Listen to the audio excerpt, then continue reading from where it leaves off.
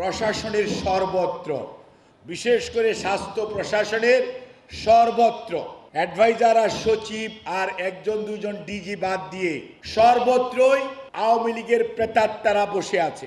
স্বাস্থ্য ব্যবস্থার উন্নয়নের জন্য কি ধরনের প্রস্তাবনা ফ্রম দি টেকনোলজির সাইড এবং টেকনোলজির কোয়ালিটি আজকে আপনারা শুনলে তাজ্জব হবেন। আমাদের এক সময় ফিজিসিস্ট ছিল না, এখন ফিজিসিস্ট আসছে। এটা একটা টেকনিশিয়ান পার্শ্ববর্তী দেশ থেকে আনতে হতো এবং ভালো টেকনিশিয়ান আপনারা জানেন, এনে মঞ্জু আছে। আপনারা যত কথাই বলেন রেডিওলজির টেকনিশিয়ান গুণগত মান এটি একটা গুরুত্বপূর্ণ আইটেম। আপনারা যে যত তর্ক করেন আমি আপনার সাথে একমত না। You need to have the quality people, you need to have the quality technologies, otherwise result ভালো আসবে না। আর আপনার পরীক্ষার রেজাল্ট ভালো না হলে ডাক্তার সাহেব ভালো বুঝবে না আর ভালো চিকিৎসা দিবে না। নার্স তো ওষুধ খাওয়াবে, ফার্মাসিস্টরা কি করে এই ধারণা আমাদের মধ্যে অনেকেরই নাই। না থাকার কারণে ফার্মাসিস্টরা ঔষধ ম্যানুফ্যাকচারিং অ্যান্ড ডিসপেন্সিং, এটা হচ্ছে সবচেয়ে বড় কাজ হচ্ছে ফার্মাসিস্টদের। তারা ওষুধটা দেয়, নার্স সেই ওষুধটা রুগীকে খাওয়ায়, ডাক্তার প্রেসক্রাইব করে, কিন্তু ওষুধটা যথাযথ ওষুধ কি না এইটি দেখার দায়িত্ব হচ্ছে ফার্মাসিস্টের। তৈরির সময় দেখে সাপ্লাইয়ের সময়ও দেখে। অর্থাৎ প্রত্যেকটা মডার্ন হসপিটালে দেখবেন প্রত্যেক ফ্লোরে প্রত্যেক পেশেন্ট কি পাচ্ছে না পাচ্ছে প্রত্যেকটা ফাইল ফার্মাসিস্টরা চেক করে এবং সে অনুযায়ী ওই ফার্মেসি থেকে ওষুধ ডিসপেন্সিং কিভাবে করতে হবে এবং ওষুধটা কিভাবে খেতে হবে নার্সকে যায় বুঝাই দিয়ে আসে। নার্সের দায়িত্ব হচ্ছে টাইম টু টাইম, বলে হোলিস্টিক, কেউ বলে 360 ডিগ্রি অ্যাঙ্গেল। কাজেই আপনাকে অ্যাপ্রোচটা করতে হবে। একটা খালি 2 আঙ্গুল মোটা হইলে হইব না, 5টা আঙ্গুল সমানভাবে গ্রোথ হলে গ্রিপ ভালো হবে। 5টা আঙ্গুলের মধ্যে একটা আঙ্গুল যদি কাজ বেশি করে কম করে এই গ্রিপ দিয়ে কোনো কাজ করা যাবে না। কাজেই মনে রাখতে হবে those who are we are in the health sector, যেহেতু আমরা হেলথ সেক্টরে আছি, আমাদের সম্পর্কে সুনাম এবং বদনাম দুইটাই বেশি। কাজেই মনে রাখতে হবে এই বদনাম কারা ছড়ায়। একটা হচ্ছে যারা মনে করে বদনাম ছড়াইলে মানুষ বিদেশ বেশি যাবে, ওইটা একটা গ্রুপ অফ পিপুল আছে। আরেকটা হচ্ছে আমাদের মধ্যে 2-4-10টা লোক খারাপও আছে। কাজেই সেই 2-4-10টা লোককে আমাদের কারেক্ট করতে হবে। আবার মানুষের বিশ্বস্ততা আর্ন করার জন্য আমাদের top to bottom we need to work like a team. এবং এই প্রস্তাবনা আপনারা যে 10th গ্রেড বলতেছেন, কেন বলতেছেন এটাকে যৌক্তিকভাবে ইউ নিড টু প্রেজেন্টই। এবং এখনকার যে হেলথ অ্যাডভাইজার আছে তাকেও যেমন বলবেন, দরকার পড়লে প্রধান উপদেষ্টাকেও বলতে হবে, বাট আপনাকে বলতে হবে। আপনি যদি না বুঝেন না বলেন তাহলে এই চিপার মধ্যে এই 7তলা বস্তির এই রাস্তার মধ্যে কি আছে কেউ বুঝবে না। কাজে আপনাকে বুঝাইয়া বলতে হবে, তা নইলে আমরা কিন্তু সত্যিকার অর্থে চিৎকার পারবো, সময় চলে যাবে, কাজ হবে না।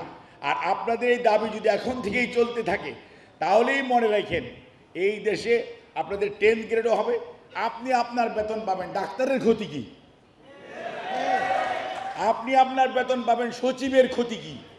কাজেই আপনার পদোন্নতি আপনার যদি এটা আমরা ঠিকমতো না দেওয়া যায়, রাষ্ট্র আগাবে না, স্বাস্থ্য ব্যবস্থা আগাবে না। আর না আগাইলে মানুষ বিদেশে যাবে বা কোটি কোটি ডলার বিদেশে পাচার হবে, চলে যাবে, দেশের ক্ষতি হবে। কাজেই আমাদের বুঝতে হবে কোন জায়গায় ইনভেস্ট করলে দেশের লাভ, মানুষের লাভ এবং সত্যিকার অর্থে দেশ সামনের দিকে এগোবে। আজকে যে আন্দোলন জুলাই আগস্টে হয়েছে, সেই আন্দোলনে আপনাদের টেকনোলজিস্ট মারা যায় নাই, এই যে এখানে পয়সা রয়েছে তার মধ্যে একটা টেকনোলজিস্ট মারা গেছে।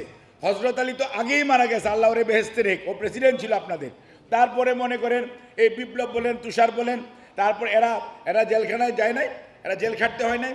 আপনারা সবাই পালায় বেড়ান নাই, মামলা নিয়ে ঘুরেন নাই, এখনও ঘুরতেছেন না, এখনও এই বিপ্লবের চাকরি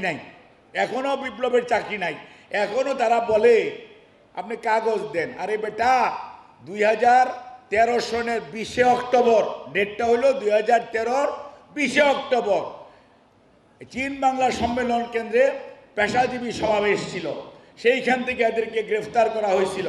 তখন ওই তৎকালীন, আমি নাম নিতে চাই না, সেই পুলিশের কর্মকর্তা ও বেটারা বলছিল করতে দিবে না, যা হয়েছিল আপনারা দেখছেন। বেগম খালেদা জিয়া সেখানে প্রধান অতিথি ছিলেন, আপনারা সবাই উপস্থিত ছিলেন।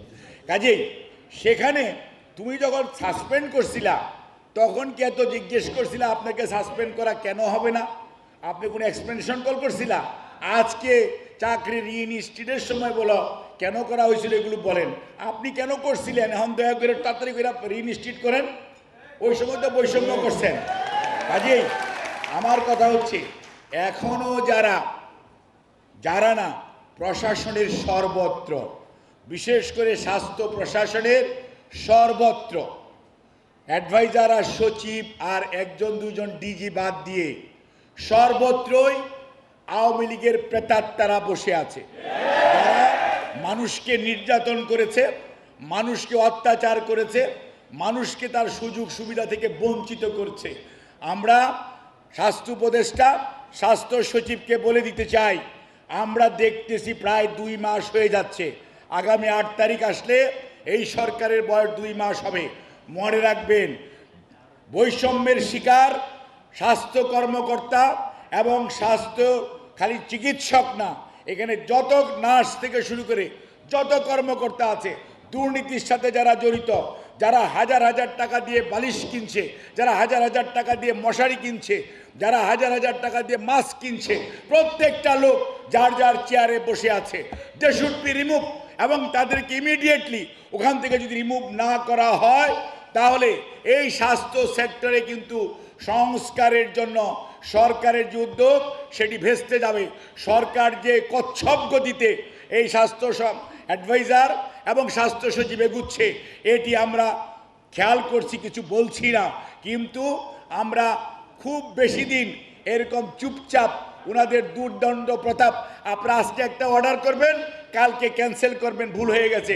এ কাজ করতে যে আপনাদের প্রতি আমাদের বিশ্বাস কমে যাচ্ছে, আপনাদের প্রতি আপনারা যে কাজ করতে পারবেন আমরা আশ্বস্ত হতে পারছি না।